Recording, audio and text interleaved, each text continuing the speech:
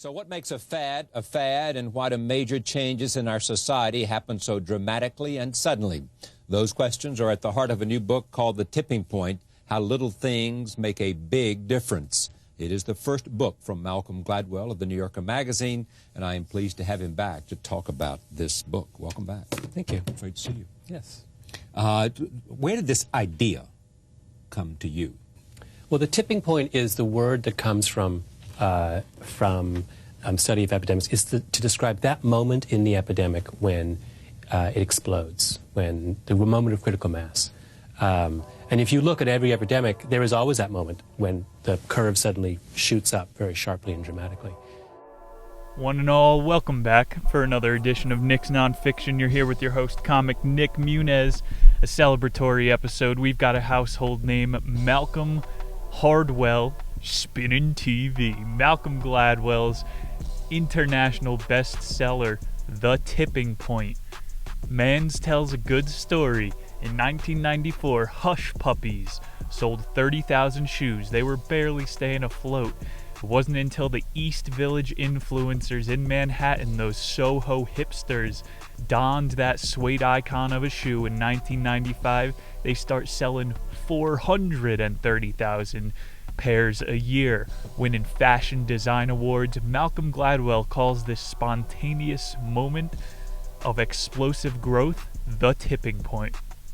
We're going to do up-to-date reference. We're talking boutiques today, Supreme gear, Bape shit, everything. Viral trends, obviously. Who would have thought that this $30 shoe would have been worn by both hippies and working folk? It's like modern-day Carhartt. How come people are wearing construction attire around? Every influencer and their mother are going to be wearing a hard hat. Well, what is this? We're getting into the economics behind the growth of these boarding brands, the sociology of viral behavior, talking about rumors. You got to stand up here today. We know the tipping point of laughter in a room. It's usually likability. There's a tipping point for hatred as well, of course. Malcolm and his predictive models we're going to look at with a critical eye. Gladwell said in his intro, the world we inhabit is very different than the one where the rule of epidemics take hold. Of course, societal commentary, what you come to the show for. Let's burn through this about the author. You know the guy, Malcolm Gladwell. He's a 55-year-old author, podcast host, English-born into an academic family, a psychotherapist of a mom, and a math teacher dad. Went to University of Toronto. His grades were too low for graduate school, couldn't get a marketing gig, and decided to do some independent journalism in Indiana. 1987, Gladwell began covering business and science for the Washington Post. Stayed there for a decade till 1996. He's putting in his 10,000 hours. He said, I was a basket case at the beginning, and I felt like an expert at the end. It took 10 years, exactly that long. Networked with other journalists at the time. We already did Outliers on the program. That was, I think, the second show that I ever made, and all of that going onto the backlog for the Patreon, into the Library of Congress. Those episodes are relics. It's only $1. Gladwell wrote one article that put himself over the tipping point. It was about how an $8 shirt that could be sold to whatever 10,000 people through Walmart is much more impressive than selling 10 Yeezy shirts for $10,000 with the holes ripped in them. It's about being able to gain recognition, the power of the market. How the hell is this stuff even possible? Gladwell, he wrote The Tipping Point, this one, 2005, bestseller of the decade. This is a landmark today. Outliers, 2008, What the Dog Saw and Other Adventures, 2009, David and Goliath in 2013, and then started his radio show, Revisionist History, 2016, into the present. He's collecting all kinds of honorary awards. You know the deal. We're doing 8 chapters today, and we can't ignore it. The channel is monetized. You guys might be having to sit through a 5-second ad. I appreciate every 10 seconds on the show you're getting a fact or a funny. So this is a trade-off. It's a tipping point over here on Nick's Nonfiction. Let's toss it over to a word from our sponsors to celebrate.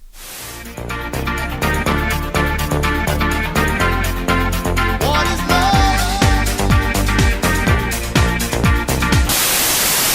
Hit up that Patreon. Extra content, whole backlog is going over there. Whip clips, my face, doing live act outs. Hairy shit on Instagram. You're getting a free meme every night. Malcolm Gladwell's The Tipping Point, Chapter 1, 3 Rules of Epidemics. Gotta put like a trigger warning or something for the first chapter. It starts on epidemics. And there's a bit of a hot button issue. Skip to the second chapter if you are easily offended. In the mid-1990s, the classy city of Baltimore was hit with an epidemic of syphilis. From 1995 to 96, babies were being born with the disease at an increased rate, 500% more than usual. It was a stagnant rate before. Like, you're looking at the graphs of this syphilis uptick in Baltimore. It's a 90-degree angle. It goes straight up. The CDC came in to investigate the issue, and they blamed the increase of syphilis on crack cocaine, because people who smoke crack often partake in risky sexual behavior. You would think then we would see all the Johns that come into the middle city inner harbor to buy their drugs are then spreading syphilis in the suburbs when they get home with their crack, right? These two drugs are intertwined, or in statistics we call it correlated. The CDC, the people who were trusting with the world's medical tyranny, they're saying that they don't even fucking know the difference between correlation and causation. What actually is starting the syphilis, not just people who also like drugs like the fuck. John Hopkins is based out of Baltimore, and that's where all the academic medical studies come from. Hopkins was like, who is this corrupt CDC? CDC is like the World Cup oil sultans who own soccer teams. It's bribery to the bones. John Hopkins, they were like, let's look at the 1990s overall, try to look at the trends of epidemics. Free physicians existed in the Baltimore Medicare scene, and it wasn't until 95 when that uptick in syphilis happened that they reduced the amount of doctors on retainer from 20 to 3. So these STD clinics, Planned Parenthood, they used to see 35,000 patients a year, and by the mid-90s they were down to 20,000 patients per year, 60%, and they are being rushed. Only 3 doctors. Patients are waiting a month to get an appointment, and they're out there giving syphilis to each other. Did you hear crack come up anywhere in the John Hopkins? No, it's because people don't have the ability to get their diseases in check, and they just keep on keeping on. In our McHealthcare system, you got to be able to keep up the speed with these patients, like throughput. I'm saying it's McDonald's. If you can't flip the patties fast enough, we're going to get hungry and eat somewhere else. There was an attempt to put a distance between ghettos and the, Malcolm's just trying to make a political. Just look at it as a medical issue. It has nothing to do with illegalizing drugs. He was bringing up the city was going through a war on drugs, and they needed to pay doctors' education bills. So they were using people's legal fees to subsidize doctor tuition. It's all a big trade-off. And his point was here, again, it's not those suburban guys coming downtown to buy drugs that are spreading syphilis. The spread was actually found around pimps. Like, a pimp has around 100 hoes. He said 30 of his girls would be infected at a time. Non-existent managerial attitude. He's damaging his own product. For hush puppies, before our prior example, their super spreader down in Soho, they inflated a giant 50-foot tall basset hound, and this started to spread word of mouth, initiated hush puppies tipping point. One of the rules of epidemics there. We gotta trust the CDC though. Still, they knocked it out of the park with the syphilis. McVirus, can it or can it not spread asymptomatically? It is the quantum virus. Crouching dragon, hidden symptoms. Kung flu. The Wang Chung lung. I'm loving it. Steve Landsberg, we already read about how eradicating STDs could be done through sexual vetting. Women, stop hooking up with pimps, and your risk of syphilis is going to go down. We can hold people responsible for the decisions that they want to make. Life comes with risk. if we're going to talk about super spreaders. Think about the gay community. They've got bug chasers over there, not just spreaders. Malcolm Gladwell brought up how AIDS is very evenly distributed through the gay community. Every part of the socioeconomic gay class, from otters up to bears, it's evenly spread because men like men. You know, if you meet at the gay bar some guy with a six-pack with cum gutters, you're going to go back to his cardboard box. And then in the dating scene with syphilis, we saw the clusters around the pimps because women like resources. They don't like men. You know, you say girls, when they go out, they dress for other women. Pretty interesting epidemiology we're finding out from Gladwell. He brought up the 1918 flu deaths doubling from 20 million to 40 million, and conveniently, that was right when the Spanish flu ended. It's almost like we're going to see they had 8 flu deaths in 2020 in the United Kingdom. Things can get classified in different ways in order to spike a statistic. Maybe Hush Puppy had a merger. We're going to talk about Airwalk later and how they blew up. You got to have a PR campaign. You got to put up the giant hound downtown. Spread that word of mouth. Get your hose out on the street. You guys get the point. First part of the chapter. If you want to spread your product like a disease, and epidemics don't get smaller. He said they recede, but they always come back harder. The usual Malcolm mumbo jumbo. Let's move along to chapter 2. The law of the few. I am sipping on some coffee. Just give me a minute here. You know, we've done like 60 of these episodes. That's what it took for a minor tip on the scale here. I'm about to throw an elephant on that scale of justice. The law of the few. This chapter started with Paul Revere's midnight ride. The redcoats are pulling up to the harbor. They're going to storm Bunker Hill. We got to assemble the Minutemen. The British are coming. The British are coming. That coffee hit good. You could tell I'm wired. Your marketing team needs connectors, mavens, and salesmen. Those are going to be the 3 big characters for the chapter. Not making it any easier, Malcolm is saying you can be a combination of those 3. He'll describe them all one by one, but Paul Revere was more of a connector and a maven than any sort of a salesman. You know, he knew everybody in town. He was a connector as a messenger boy, and then a maven is someone who's galvanized. He was screaming out along the way, spreading his message. Everybody needs to know the truth. And so he repeats this marketing trope that the word of mouth is, of course, going to be the default for making a decision as a consumer. We learn this Immutable Laws of Marketing book. A person-to-person recommendation is the future. Past, present, and future. 1960s Stanley Milgram experiments were really big this chapter. Milgram, you know, he did those studies where totally unethical. He was around the Stanford prison experiment. Milgram put a normal person undercover and then a test subject in a chair.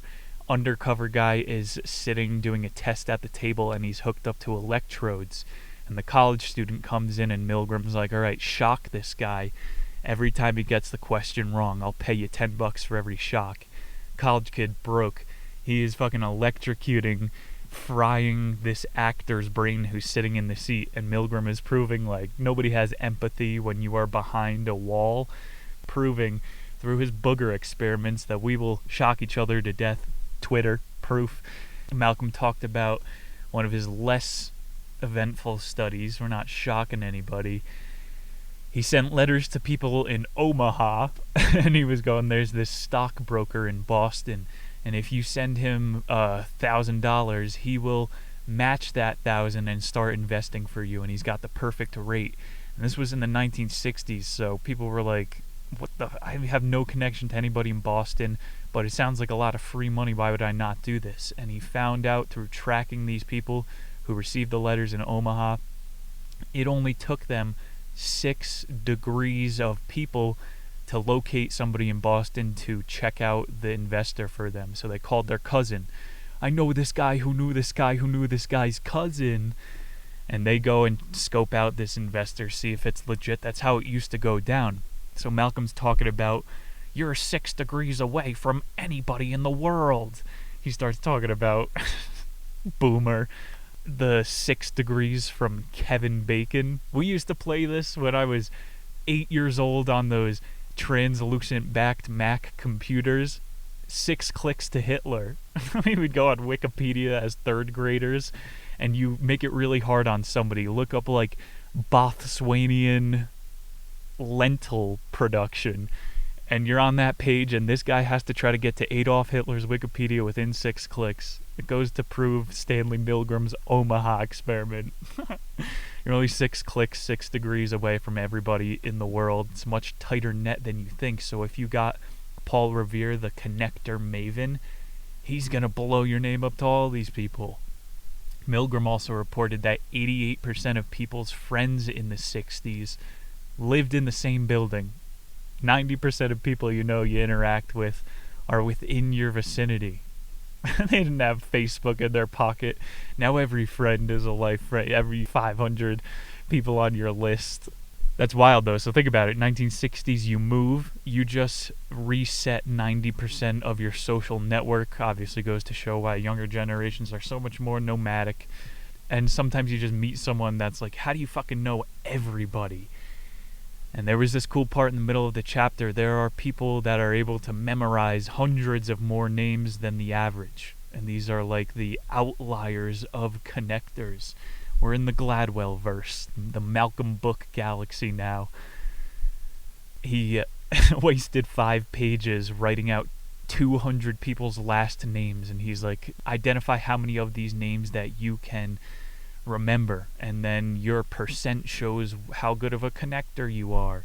So you can mathematically find out these things for yourself. Take these personality experiments online.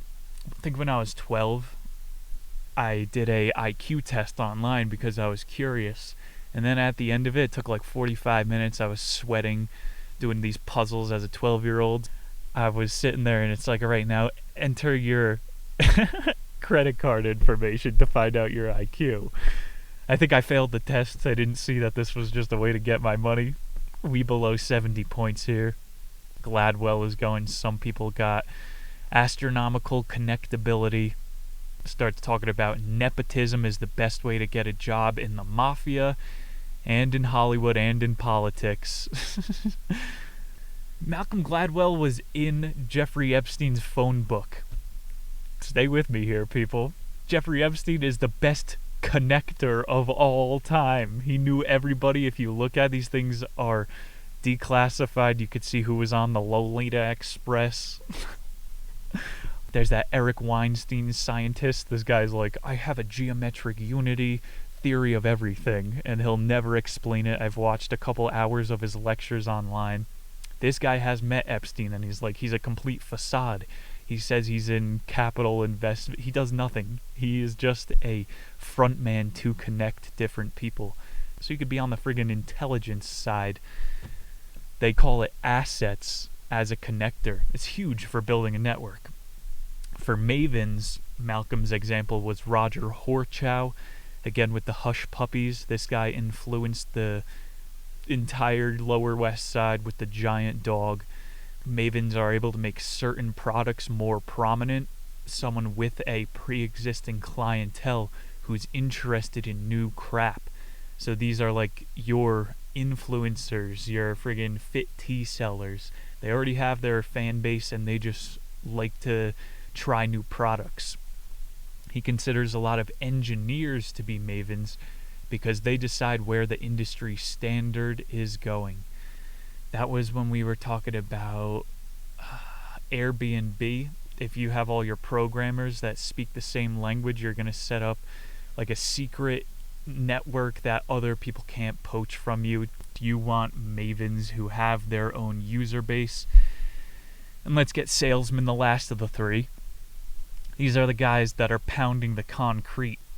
You're never going to reach a tipping point. No business has ever hit any point of success without a salesman. What's going to put you over? Some maven reviewing your products or some guy who's actually showing people the product review? No one's going to see your shit magically. All industries have gatekeepers, which Malcolm gets into plenty later in the book, and he ignores the rogue reviewer as a tastemaker. We all know this. In the digital age, he geeked out over his Silicon Valley friend for 15 pages. He's going, this person is a salesman and a maven. She has amazing optimism. She could sell snow to an Eskimo, blah, blah, blah. He's fucking simping over some chick.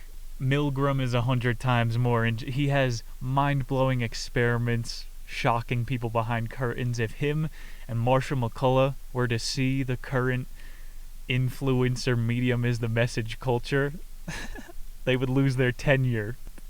Malcolm gained some respect back with me. He's going, ABC, CBS, NBC, these three are the same publications. They're selling you a heap of lies. They got the biggest exposure, and they're required to be on airports.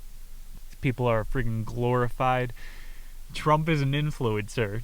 Yo, the MAGA hat was the biggest merch drop ever. There's no more bigger middle finger you can wear. Malcolm is telling you here that your elected representatives are salesmen and mavens. I would say they're closer to con men. You go to your elected representatives saying your arm hurts, you need help with your syphilis. They knee you in the balls and go, your syphilis isn't bothering you too bad now, is it? Rarely in life are you going to come across this like tech e-girl friend of Malcolm who's as good of a salesman as a maven. And very unlikely are they going to be your public servant. Let's go to Chapter 3, The Stickiness Factor. Joan Cooney was a 1960s TV producer tasked with creating an epidemic of children's proportions. This is talking about children programming. She had to fill a slot for an hour a day, 5 days a week.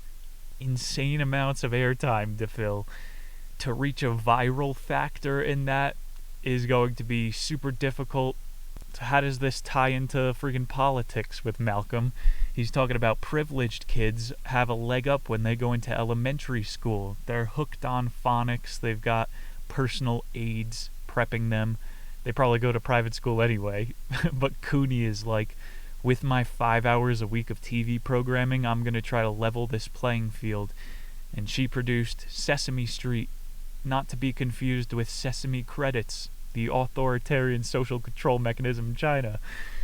Sesame Street, based on playing to kids' strengths. She knows you learn visually. You got the count. 1, 2. How come the numbers were always at the bottom of a pool? Remember that? Or they try to tell me I need glasses here? And rhythmically singing was very good. Cooney found out, and this was able to help lower income kids. We learned in Noam Chomsky's book that black schools would teach how to sing, to memorize equations and shit in rhythm. Different ways to learn. Sesame Street was kind of white. When I think about it, I was watching Mr. Noodles. Remember that? They got like the backyardigans will bruck it down for you while teaching you about syntax. Multicultural edutainment. The reason Sesame Street succeeded, Malcolm says, they started a new trend. Back to that marketing book. You don't have to be the best, you just have to be first. Amelia Earhart, third person to ever go across the Atlantic. Burt Hinkler did it for cheaper, found the fastest way, nobody remembers him. But Amelia Earhart was the first woman to do it. The first Sesame Street, isn't that different from Dora or Pet Rescue, but they just did it first.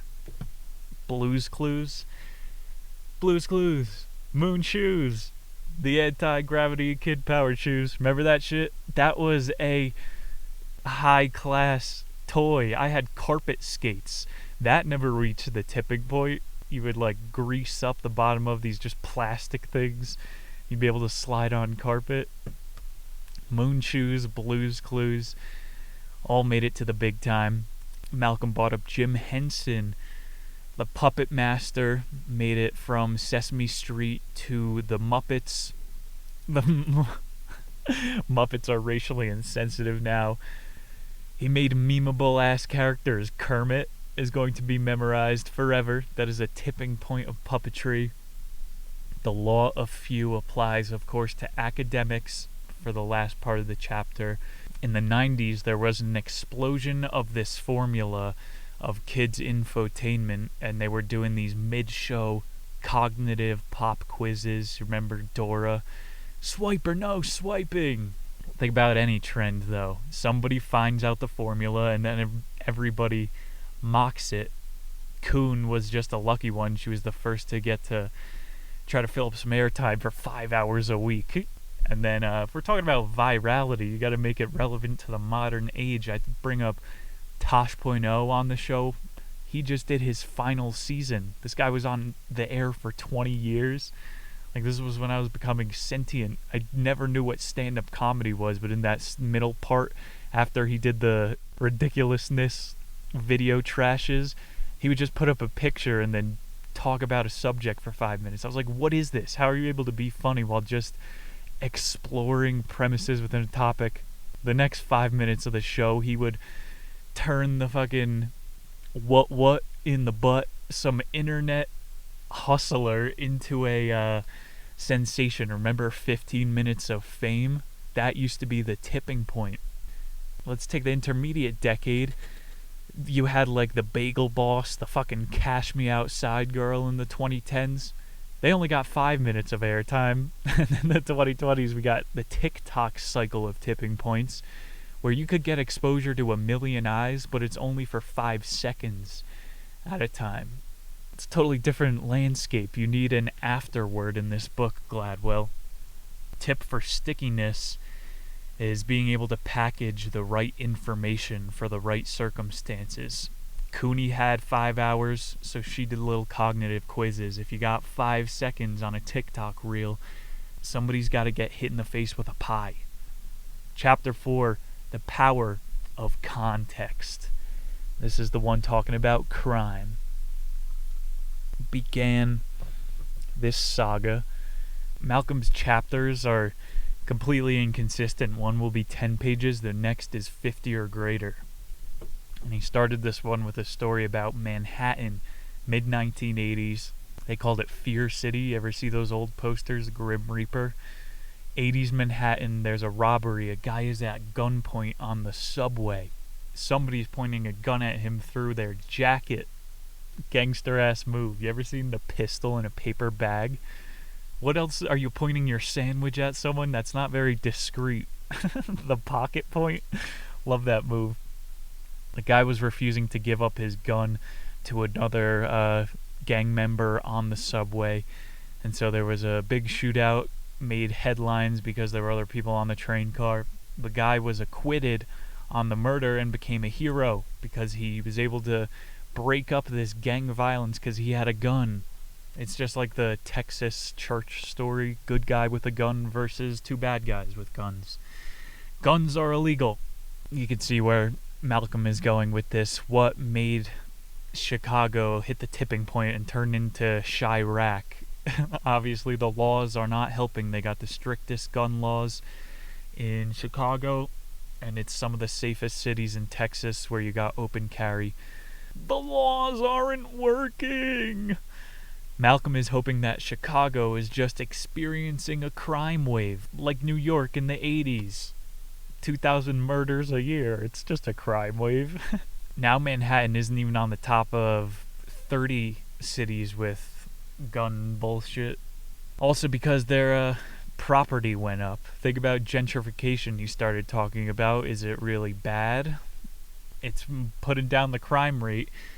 He's getting at the bigger point. I have a criminal justice degree. It's called broken windows policing. They say if we don't gentrify the neighborhood, it's just going to continue to fester and get worse and worse. So you got to fix the windows so people see that this is on the up and up. It bleeds into the deterrence argument. But if we're talking about statistics for the book today, the numbers don't support it. The reason that crime goes down is when you make harsher sentencing. Making more activities crime, like getting more people tied up into the criminal justice system, isn't as good for crime rates as just making one act super hard. So repeat offenders, they have time in jail to rethink, do I really want to try that crime again if there's that much more of a risk? Exactly, laws don't work. Criminals are pretty smart. They're taking calculated risks when you get to the professional criminal level. So it's not just sentencing harder, but making sure that there's less crime is obviously going to be Malcolm's lefty take. He's like, crime is the result of poverty. That is verifiably false. This is everything my fucking liberal professors were saying. If there just wasn't any poverty, people would be nice to each other. Let me tell you something. Rich people are scamming each other all damn day. Crime is not exclusive to poverty. Malcolm gets off to this pre-racism shit. Rich people love trying to scam and best one another. This is literal regurgitated rhetoric that you're getting from this like academic side of crime. Take a more nuanced look for yourself. Read some Fyodor Dostoevsky. Best I could do is quote Saul Goodman, the show about the lawyer. That's why I went to fucking get a criminal justice degree. I was thinking maybe I continue on to be a corrupt defense attorney or a corrupt cop. Saul Goodman, he's going, giving this man a law degree is equivalent to giving a chimpanzee a machine gun. You could pick up a hooker and tell the cop that's pulling you over, oh, looks like you guys, why are you going to this motel? I'm about to record our interrelations with my iPhone, therefore classifying this sex act as pornography. Thank you very much, sir. Have a good day. Am I being detained or am I free to go? It's a chimp with a machine gun. If we actually taught people in school how the system worked instead of friggin' times tables, you'd have a lot more people abusing the law. Malcolm's, of course, saying we have to use this societal influence, like your lefty professors will lie to you for your own good, they think it is. Did you see in like Sim City, just getting big picture with it, they're always coming out with new versions of this game. The developers are very funny. For that Smart Cities episode, I used one of their ads for the game. It's the tree's fault for being in your way. They made it so in this new Sim City game, it got millions of hits on YouTube.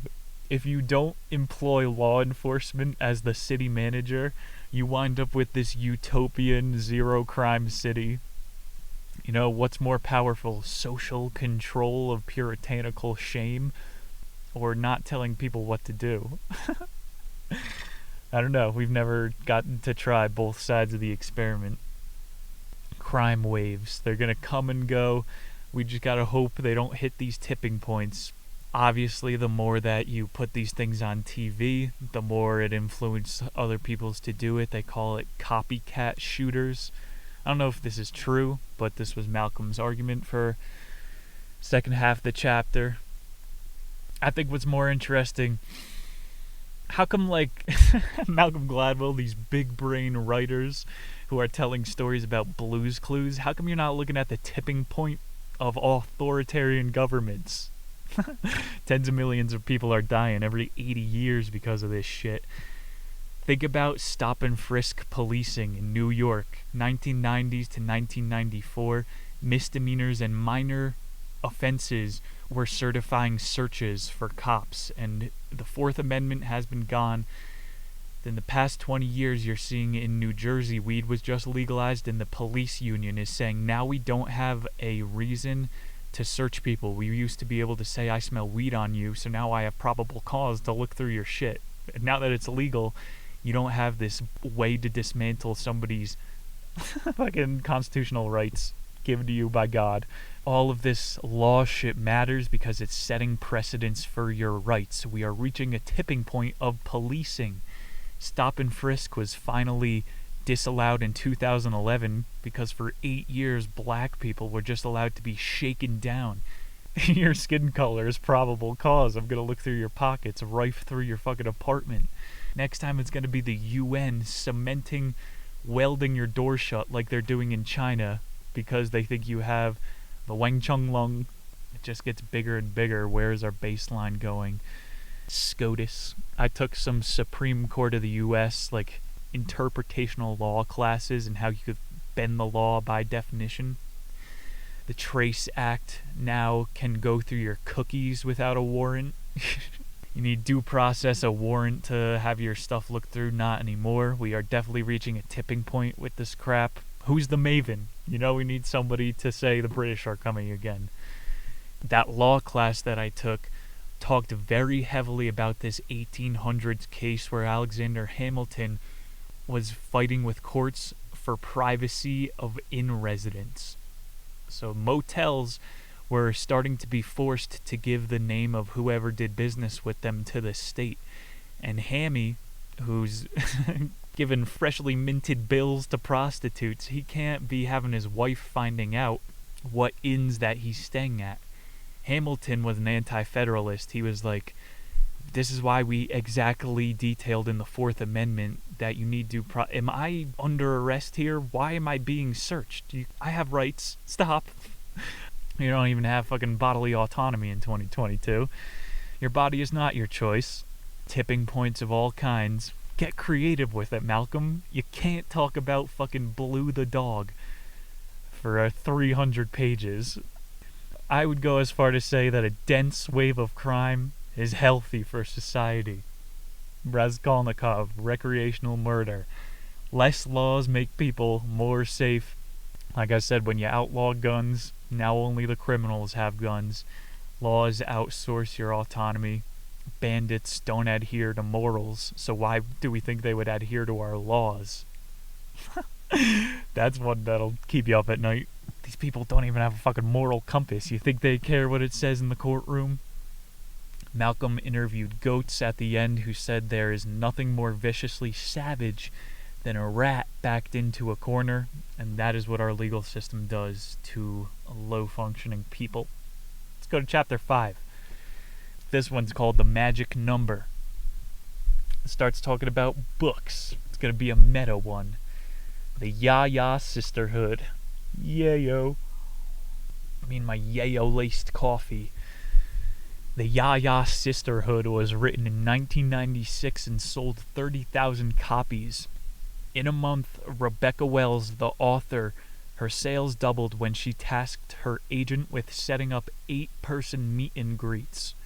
They were doing 700 people events in San Francisco. The Ya-Ya Sisterhood became like a cult classic up there. It was Sisterhood of the Traveling Pants. That one went viral, hit a tipping point because now you give the book to someone else in your clan. And the whole point for Malcolm here is this 8-person meet and greet had people coming with their grandmothers and their daughters. So within 2 years, by 1998, Wells sold 2 million of her books. And marketing is super effective. It has a stickiness factor when you get intergenerational. Same jargon for the book. This chapter gets much more interesting with the magic number. He started talking about movie theaters, and you're like, how does this connect in any sort of way?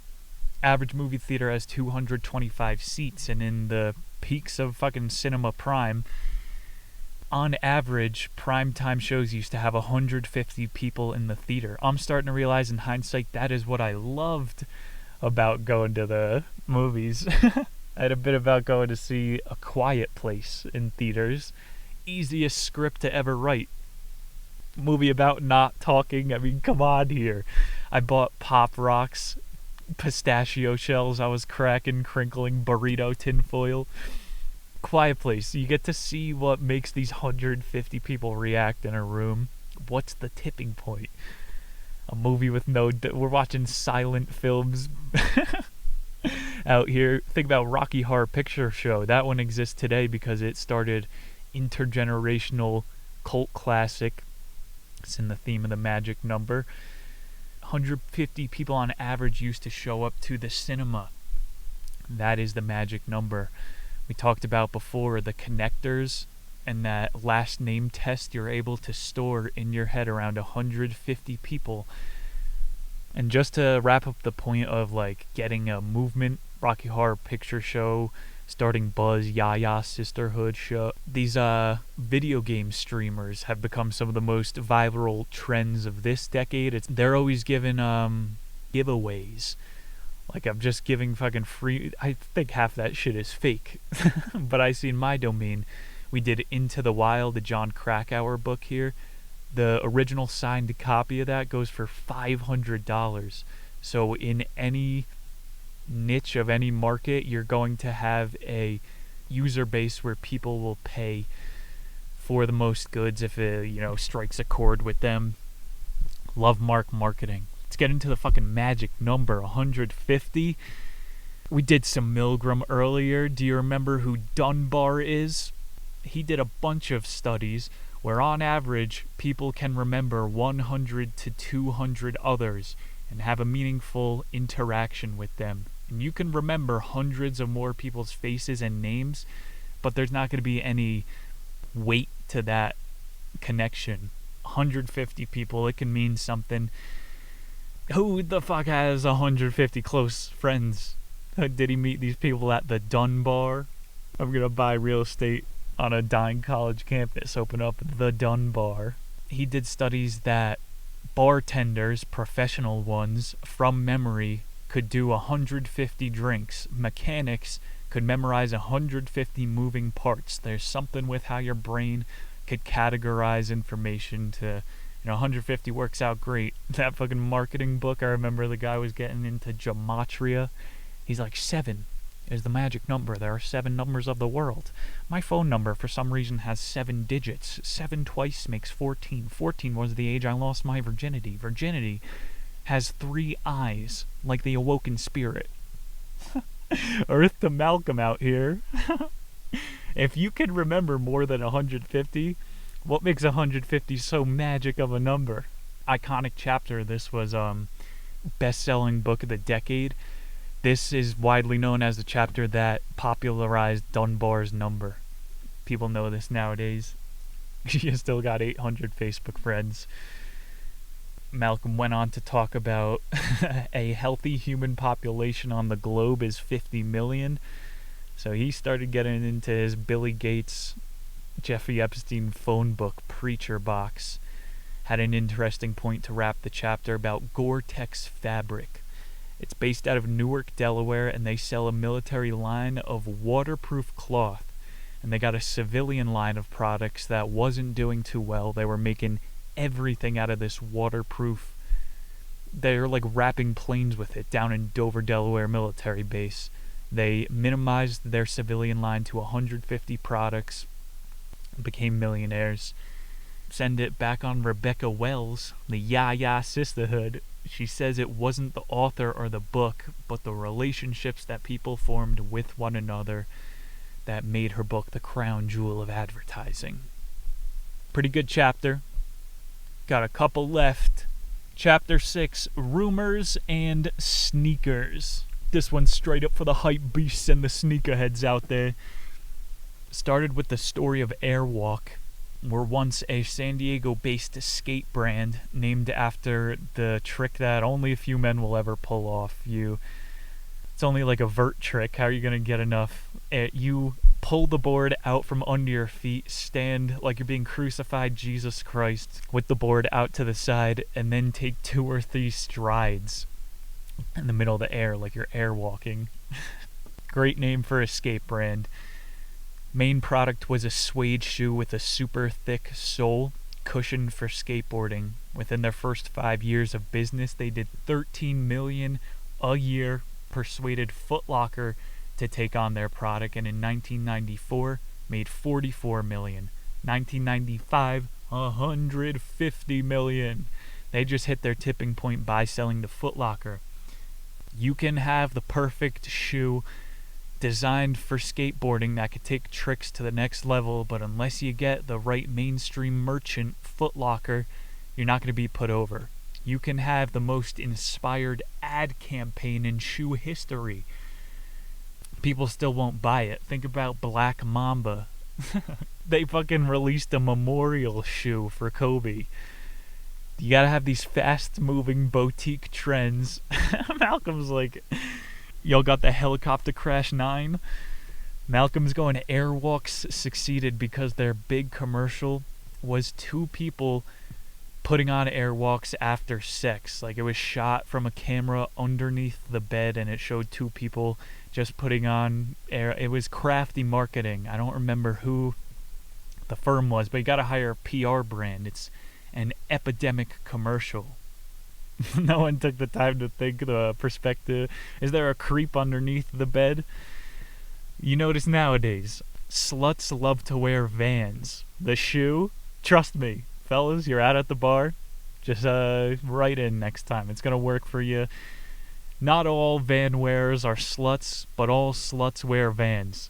And all van dwellers are man sluts. Malcolm, he artistically compared this supreme swag of the 2010s to spreading rumors in farmland. So, rumors and sneakers chapter, he's got to connect the old to the new. Talks about an Iowan farm in 1920. We're getting insanely rich because they were rumored to have good spuds. It's like a whisper in the shoe game. My cousin, he flips shoes. He's amazing at this. He showed me one time. He had a pair of Jordans that came in a concrete shoebox. You see all these people with like skincare products and they do unboxing videos. The shoe game is the best at creating and repackaging hype. Literally, for their shoe unboxing, you're taking out cement wooden boxes. They know how to do it best. If you're trying to go viral, take note from skate brands, from obviously the sneaker game. Potato farms. If you're Malcolm, he's going, a rumor even about your soil is going to be just as good as a whisper in the shoe game. It's the old allegory, Jack and the Beanstalk. That's how he got to ride the fig to the top. He told everybody he's got the magic beans. I could be reading too much into the fairy tale. Think about modern skaters and the TikTok algorithm. I'll try to keep it up to date again. You can now watch 10 skaters within 1 minute. I remember 2008 early internet. I was going on YouTube to seek out Ryan Sheckler and Bam Margera skate videos. Like, you would get onto one single reel. It's much harder to get that person-to-person buzz with this new dynamic formula. So you got to have some sort of a maven to start a rumor about your brand. Why would this skater be any better than the last one you just heard? And how do you start a rumor? What did Churchill has the best quote? Something like, a rumor could make it around the world before a man can get his pants on. Best rumor has to have a kernel of truth. And the psychology of a rumor goes, once it's circulating around the classroom, around the office, it doesn't matter who started the rumor unless it gets pinned back on you. You know, the old sitcom, you're a loser if you created your own nickname and now you have the bad nickname forever. This is why you need a maven. You need a fall guy, someone to go out there and act like they created the rumor, the whisper in the game for you. You know, look at like the most professional entertainers. It's a big amount of showmanship and playing into the Tom and Jerry of it all. You act like you hate each other. A rumor is great for marketing. It could put you to that airwalk level. Lambesis was the ad agency that sexed up Airwalk. It's like a guerrilla ad campaign firm. They go around and act like they don't know who did this. They made a story for Airwalk in the early 2000s based out of Roswell. They were going, man claims Airwalks are stolen by aliens. This is like the New York Times, or no, CNN, the most trusted name in news. Half of their headlines are obviously paid for by Coca-Cola telling you to be less white. Lambesis, you watched the Super Bowl this year, you know a little bit more about ad agencies and how they grift off of cultural movements. Lambesis says when a product fails to make it into the mainstream, it is because it hasn't rooted itself broadly enough in the culture. Gotta sow the seeds. Airwalks, we are skating and sex. Gotta pigeonhole yourself in order to make it to the mainstream. Lambesis is saying you're not gonna have the stickiness factor if you don't sow the soil before. Thematic for the chapter, linking farming to sneakers. It's go to chapter 7. It gets sad before the last one. Suicide and cigarettes. Began the chapter on exposure and marketing being more important than a product's side effects. Like I said, you could have the best product ever, no one knows if you don't have exposure. And especially your product could literally kill you. It could insert tar into your lungs. The best example ever, cigarettes. This product does nothing for you, and we love it. It is the most epidemic product of the 1900s because it had great exposure. Scientists were being paid to say cigarettes make you skinny.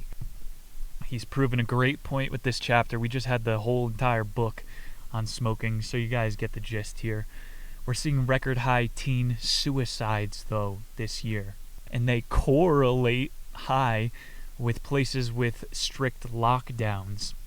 No correlation doesn't say everything, but if you're going to use CDC logic, you are directly killing children by ruining their high school best years of their life, whatever. Suicide is an epidemic. He talked about a study in the 1960s, some Micronesian guy. He had the key to the city. Everybody loved him, and he killed himself. Little boys in the town from the age of 12 to 14 started to kill themselves as well, because he was such a well-respected man, and he's like, and so they had nothing to look up to. They said in Micronesia, the average age a kid used to know about suicide was reduced to 8 years old.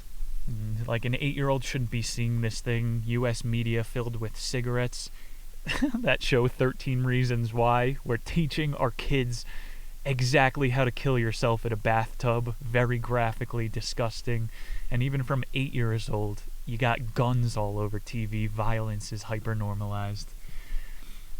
Prime example back there, Micronesia. You put a guy killing himself on the news, a mass shooting on the news, might give people who are impressionable ideas. People don't get introspective until someone else makes them look in the mirror. So let me throw in at you. Anderson Cooper, heir of the Vanderbilt throne. They live in that castle in Pennsylvania. American royalty. It's like the Versailles of the Eastern Seaboard. His brother, Cooper, billionaire, jumped off the balcony. This guy with billions of dollars isn't even happy. What do you want to get introspective about? Is that what's going to make your life meaningful? Can't just read about suicide and cigarettes every goddamn week and not make a joke. That's what's going to make it go viral. You got to sensationalize a story. Beloved man of the town killed himself, and here's why. What bleeds leads. Think back to the caveman era. There always used to be the storyteller around the fire, and most stories sucked. Ugh, grog-known man who once went outside of cave for many mile. Got a caveman heckler in the back. Oog, let me guess. Eaten by jaguar. Oh ho ho ho. Every story used to be the same. It ended with death. So tribes who survived were able to fashion their own stories into ones about the stars, the paradise to come. I'm saying in this chapter, you gotta reinvent your media diet. It's just as important what you're putting into your gut as what you're putting into your brain. Are you consuming things that challenge your own thought paradigm, or just living in an echo chamber? Last chapter will probably be a minute long, but it's pretty cool how positivity is hardwired into the DNA of people who are able to pass on their genome. Laughter is the cure, baby. We're not here to psychoanalyze suicide. It's an enigma. I'm not a fucking therapist, but as a biological entity out here, your only prerogative is to survive. Adapt, overcome, survive, as Bear Grylls says. Something's not right if you don't want to survive. It's illegal to kill yourself, but it's not illegal to smoke. This is too absurd. We gotta rely on the good of man to reframe the story here, to give us a positive outlook, some hope for the future, some real leadership before we hit a tipping point of evil. Just like humans have a different tolerance for nicotine addiction and suffering the stickiness effect and marketing has a different effect on people's mind. So it's kind of a cop-out Malcolm's going before the last chapter. Yeah, marketing doesn't work on everybody. Chapter 8, the conclusion. Guy just talked about Georgia Sadler, a nurse treating diabetes in the black community of San Diego. Georgia would hold church groups to inform people on healthy habits, only to show people already know what's healthy. It's not that hard to figure out. Put less calories in machine than expend. It's hard to change people's behavior. Sadler discovered that the best way to get into a client's ear was through their stylist. Women, they're sitting in the chair for hours at a time. This is someone that they trust with their vanity. A woman, this has to be the most informed person ever. They make me look good. So this genius, Miss Sadler, was like, I'm going to tell every hairdresser to get people to have a healthier lifestyle. Malcolm Gladwell bringing the story full circle. You got to get that person-to-person connection. As long as there are tipping points, we can remain hopeful that there is a way to change. When every single gate has been closed, there's no way to get a new message to the top. There's not going to be any more tipping points, and you're living in a fixed future at that point. Really interesting look at the trends today. I would suggest the book for as much backhand as I gave it. Malcolm Gladwell, very creative writer. As for a media diet, it's well balanced. He's got a lot of gravy on his mashed potatoes.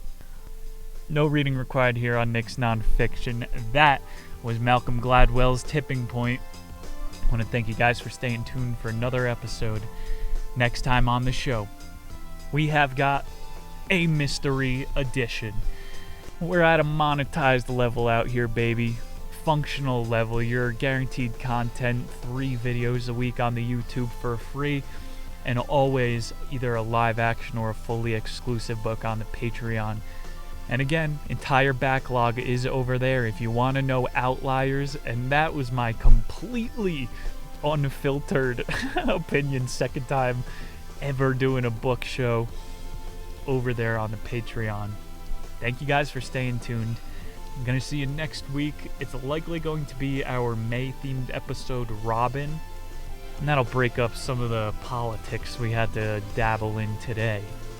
1 week, brand new book coming at you. It was a fun one. Thank you guys. My name is Nick Muniz. I will see you all then. Later.